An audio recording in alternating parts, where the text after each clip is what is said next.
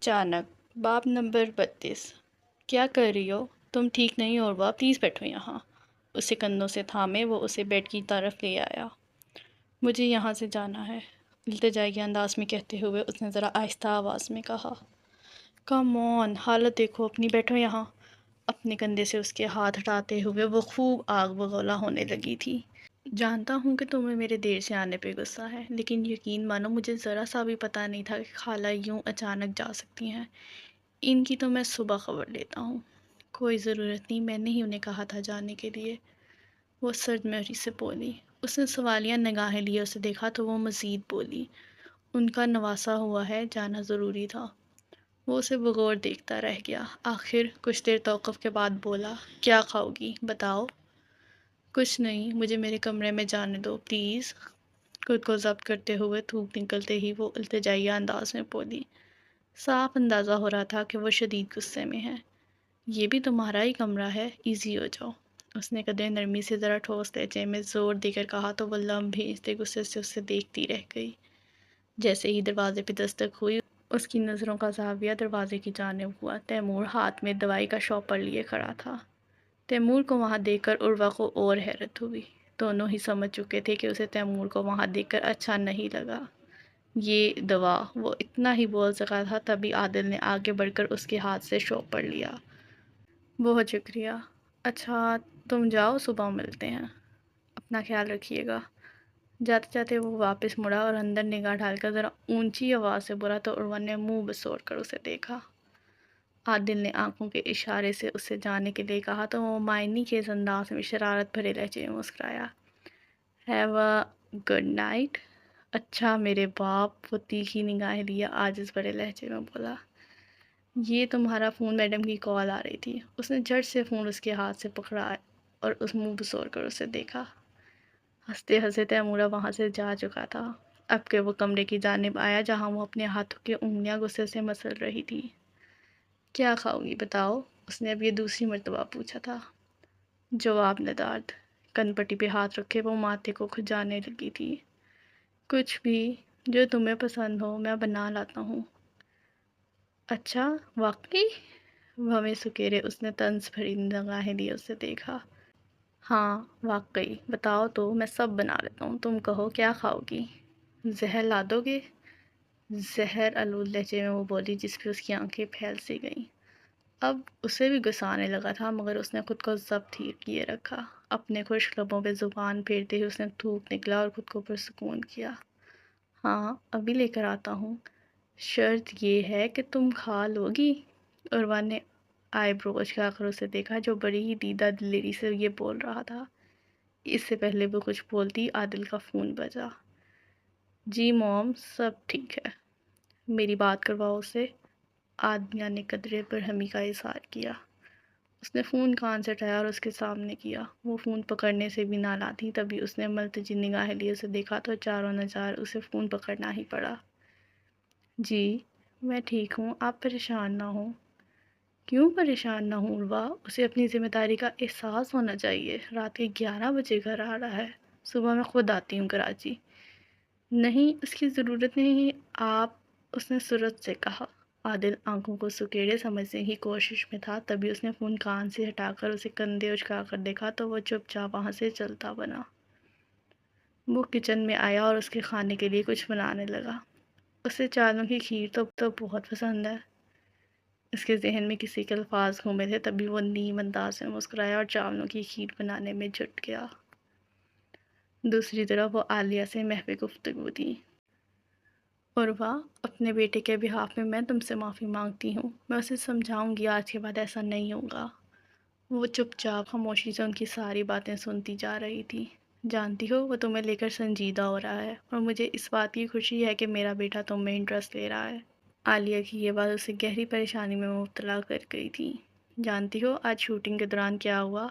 کسیانی ہنستے ہوئے اس نے سوالیہ انداز میں کہا۔ کیا ہوا؟ تجسس آمیز لہجے میں وہ بولی۔ عادل کی انسٹا اسٹوری دیکھو، ساری بات سمجھ آ جائے گی۔ جی، اس نے فوراً سے فون رکھا اور وہاں سے اٹھ کر اپنے کمرے کی طرف جانے کی غرض سے آگے بڑھی ہی تھی کہ پھر سے اس کا دماغ چرکرانے لگا۔ پیروں میں تو جیسے ہمت ہی نہیں رہی تھی۔ سر پہ ہاتھ رکھے وہ واپس سے بیڈ کی جانب بڑھی۔ ارے تم پھر اٹھ گئی، بیٹھ جاؤ۔ کھیر کا باؤل ہاتھ میں لیا وہ کمرے میں آیا، سائڈ ٹیبل پہ جھک کر کھیر کا باؤل رکھتے ہی وہ سیدھا کھڑا ہوا۔ اس نے کھیر کی طرف نگاہ ڈال کر ایک نظر اسے دیکھا جو اطمینان بھری نگاہیں اس پہ گاڑے کھڑے مسکرا رہا تھا۔ ناشتے میں بھی اس نے اس کی پسند کی چیزیں بنائی تھیں اور ابھی بھی وہ شش و پنج میں مبتلا ہوئی۔ زیادہ نہیں سوچو، کھا لو، پھر دعا بھی کھانی ہے۔ کھا لوں گی لیکن اپنے فون کا لاک کھول کر دو، بتاثر نگاہیں لیے اس نے کہا۔ اس کی فرمائشیں وہ چونکا ضرور تھا مگر پھر اگلے ہی لمحے اس نے فون اٹھایا اور اس کے ہاتھ میں دیا۔ وائی ناٹ میری جان؟ اس نے چونک کر ذرا ہڑبڑا کر اسے دیکھا۔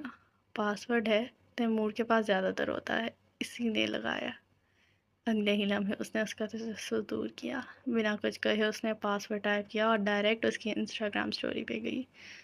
سٹوری پہ لگی ویڈیو میں اسے ماہ پارہ شیخی کمر کے گرد حالا اپنایا دیکھ کر اس کے تن من میں آگ لگ گئی تھی۔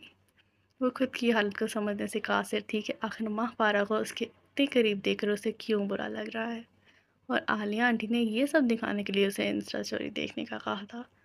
واقعی حیرانی کی بات تھی۔ جب آپ کی نئی شادی ہو اور اوپر سے رومانٹک سین کسی ہیروئن کے ساتھ فرمانا ہو، نام پھر منہ سے بیوی کا ہی نکلتا ہے۔ سٹوری پہ لگے عنوان کو دیکھ کر وہ الجھن کا شکار ہوئی۔ ویڈیو اور وہ عنوان دونوں ہی الگ الگ معنی بیان کر رہے تھے۔ عادل اسے ناسمجھی والے انداز میں دیکھ رہا تھا۔ آخر اس نے کرسی کو آگے کھینچا اور اس پہ ہاتھ باندھے اس کے سامنے بیٹھ گیا۔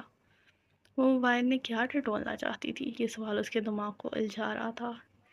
اس سے پہلے وہ اسے موبائل واپس کرتی اس نے موبائل کی آواز اونچی کی اور سٹوری پہ لگی ویڈیو کو دوبارہ دیکھا۔ تم نہیں جانتی کہ میں نے کتنا انتظار کیا ہے اس پل کا۔ آج تم میری باہوں میں ہو آفرین، لیکن سچ کہوں تو آج صرف تمہیں دیکھنے کو جی جا رہا ہے۔ جی بھر کے دیکھنا چاہتا ہوں تمہیں بختیار ملک، اتنا جی بھر کے کہ تمہاری روح میں میری روح سما جائے اور پھر ہم دونوں ایک دوسرے کو کوئی جدا نہ کر سکے۔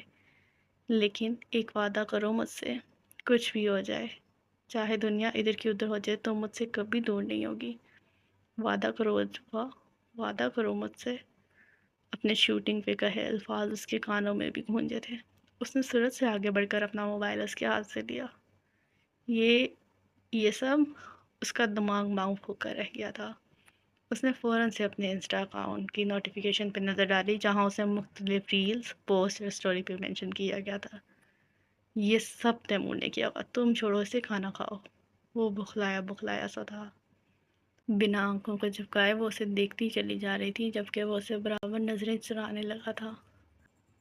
جانتی ہو وہ تمہیں لے کر سنجیدہ ہو رہا ہے اور مجھے اس بات کی بے حد خوشی ہے کہ میرا بیٹا تم میں انٹرسٹ لے رہا ہے۔ عالیہ کے الفاظ اس کے کانوں میں گونجنے لگے تھے۔ وہ سمجھ نہیں پا رہی تھی کہ کیا ریئیکٹ کرے۔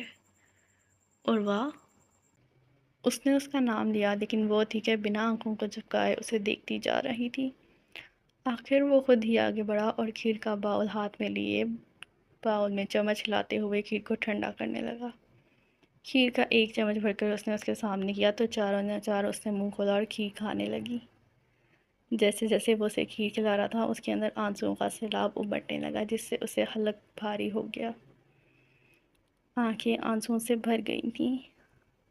سچ میں زہر نہیں ہے اس میں، اپنی صفائی میں جیسے ہی وہ بولا تو وہ بچوں کی طرح ہنستی۔ ڈھیروں آنسو اس کی آنکھوں سے بہہ نکلے۔ کاش اس میں زہر ہوتا۔ آنسوؤں کو صاف کرتے ہوئے وہ بولی۔ امی کی یاد آ رہی ہے، قدرے بے چارگی سے اسے دیکھ کر وہ بولا۔ بنا کچھ کہے وہ پھوٹ پھوٹ کر رونے لگی۔ اس نے فوراً سے باؤل ایک طرف رکھا اور اس کے پاس آیا۔ پلیز عروہ، سنبھالو خود کو، میں ہوں نا۔ اسے شانے سے پکڑے جیسے ہی وہ بولا تو وہ اپنا سر اس کے سینے سے لگائے بلک بلک کر رونے لگی۔ مجھے نہیں پتا تھا کہ امی ابا سے میں اتنا دور ہو جاؤں گی کہ ان کی شکل تک دیکھنے کو ترسوں گی۔ میں نافرمان تھی لیکن بدکار نہیں تھی۔ بس اپنی زندگی اپنی مرضی سے جینا چاہتی تھی۔ یہ نافرمانی ہو گئی مجھ سے۔ میں نہیں جانتی تھی کہ اس سب میں ابا مجھے بے آسرا کر دیں گے۔ عروہ پلیز سنبھالو خود کو، میں ہوں نا، اس کا سر سہلاتے ہوئے وہ بولا تھا۔ وہ اس کے سامنے اپنے دل کا غبار نکالتے ہوئے خود کو بہتر محسوس کرنے لگی تھی کہ اچانک ایک سوچ نے دوسری سوچ سے پلٹا کھایا۔ ایک ہی جھٹکے سے اس نے اس کے سینے پہ رکھا اپنا سر اٹھایا تو وہ چونک اٹھا۔ سنواریاں نگاہیں لیے چونک کر اس نے اسے دیکھا۔ تم ہو، یہی تو مسئلہ ہے۔ یکدم اس کا لہجہ کرخت ہوا تھا۔ عادل نے آنکھیں پھیلا کر اسے دیکھا۔ اس کا بدلہ تاثر اور لہجہ دیکھ کر وہ ایک لمحے کے لیے کچھ بول ہی نہ سکا۔ اس کی آنکھوں میں اس سے اپنے لیے صاف حقارت نظر آ رہی تھی۔ کیا مطلب ہے تمہارا؟ آخر اپنے حواس بحال کیے اس نے پوچھا۔ اب مطلب ہی میں بتاؤں؟ یونیورسٹی تک چلو ٹھیک، لیکن تم نے مس میگی کو بھی سب بتا دیا، کیوں؟ خدرے ٹھوس لہجے میں کہتے ہوئے اس کی آواز بھر آئی تھی۔ مس میگی؟ اب یہ کون؟ بھویں سکیرے وہ بولا تو اس نے منہ بسوڑ کر اسے دیکھا تھا۔ اچانک باب نمبر 33۔ مس میگی کا تمہیں نہیں پتا؟ ہاں ہاں، نہیں پتا، کون ہے یہ؟ اس نے ذرا ناسمجھی والے انداز میں پوچھا۔ اب تم کہو گے کہ تم کسی ذیشان کو بھی نہیں جانتے؟ حد ہوتی ہے جھوٹ کی۔ غصے کے مارے وہ اپنی انگلیاں کاٹ رہی تھی۔ اس نے جھٹ سے اس کے ہاتھ کو پکڑا جسے وہ غصے سے مسل رہی تھی۔ اگلے ہی لمحے اس نے اپنا ہاتھ اس کی گرفت سے چھڑوانا چاہا ہی تھا کہ اس نے اس کے ہاتھ پہ اپنی گرفت اور مضبوط کر دی۔ میں نے کب کہا کہ میں ذیشان کو نہیں جانتا؟ دوست ہے وہ میرا، اس کی بیوی تمہاری یونیورسٹی میں لیکچرار ہے۔ پہلے کہتے ہو تم نہیں جانتے مس میگی کو، اور اب؟ طنزیہ کاٹ دار لہجے میں وہ بولی۔ سیریسلی مس میگی کو میں نہیں جانتا۔ وہ الجھا چکا تھا مگر پھر اگلے ہی لمحے رکا۔ اوہ، ماہی بھابھی کو تم لوگ مس میگی کہتے ہو؟ وہ بحث سے اب عاجز آ چکی تھی، تبھی اس سے ہاتھ چھڑواتے ہوئے اس کے سامنے سے اٹھنے کی کوشش کرنے لگی، مگر وہ تھا کہ گرفت بنائے بیٹھا مسکرا رہا تھا۔ بھابھی کے بالوں کی وجہ سے انہیں میگی بلاتے ہو تم لوگ؟ کہکا لگا کر وہ ہنسا تو وہ جذبز ہو کر رہ گئی۔ جواب نہیں یار۔ پیٹ پہ ہاتھ رکھے وہ بے ضبط ہنسے جا رہا تھا۔ اس نے کھینچ کر اپنا ہاتھ اس کے ہاتھ سے نکالا اور اٹھ کھڑی ہوئی۔ تمہارے لیے سب مذاق ہی تھا۔ آواز میں نمی لیے وہ بولی تو وہ ہنستا ہنستا رکا۔ کیا ہو گیا ہے تمہیں؟ وہ اٹھا اور اس کے قریب آ کھڑا ہوا۔ کچھ نہیں ہوا، تنگ آ گئی ہوں میں۔ تنگ تو میں آ گیا ہوں اس سب سے، وہ جس قدر نرم لہجے میں ہو سکتا تھا بولا، مگر اب اس کا ضبط بھی جواب دے گیا تھا۔ خبردار اب ایک لفظ منہ سے نکالا تم نے، میں تمہیں لے کر خاصا سنجیدہ ہوں۔ اس کا اندازہ تمہیں تب بھی نہیں ہوا جب میں یونیورسٹی گیا۔ ہاں بولو۔ اب وہ کیا بولتی، وہ تو خود اس سوال کا جواب کھوج رہی تھی۔ اب پلیز بس کر دو، آلریڈی تمہارا بلڈ پریشر ہائی ہے، اس سے پہلے پریشر کوکر کی طرح پھٹ جاؤ، بیٹھو آرام سے۔